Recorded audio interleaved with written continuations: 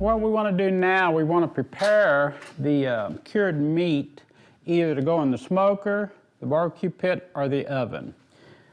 Basically what we can do is take pieces of the cured meat and we'll lay them out on this cookie sheet. We'll take some of the long chunks first. And what we want to do is put them on a skewer or a toothpick. See, something like this will hang between the grates on the oven. Or if you want to get fancy and do more than one, you can do this. Either with the round pieces, the big flat pieces, or even the turkey. And what this would do would go between the grates of the oven, and it would hang in a low temperature for drying.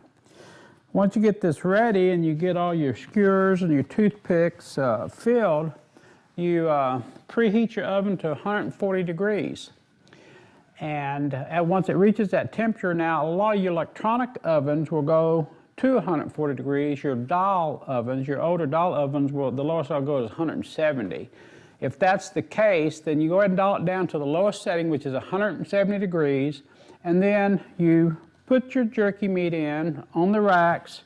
You can lay them across the racks or do it like this, hang them, and then you take a wooden spoon and just keep it into your door. Put it in the door, keep the door open about 2 inches. And what it will do, let some of the heat escape, and it'll actually take the temperature down to about 140. About 3 hours at this temperature, and always make sure you put a cookie sheet underneath the hanging jerky to catch the drippings. But later, after about 2.5, 3 hours, what you want to do is go ahead and kick the temperature up a little higher in the oven, about 170, close the door, leave it 2 to 3 hours till it reaches the desired dryness that you're looking for.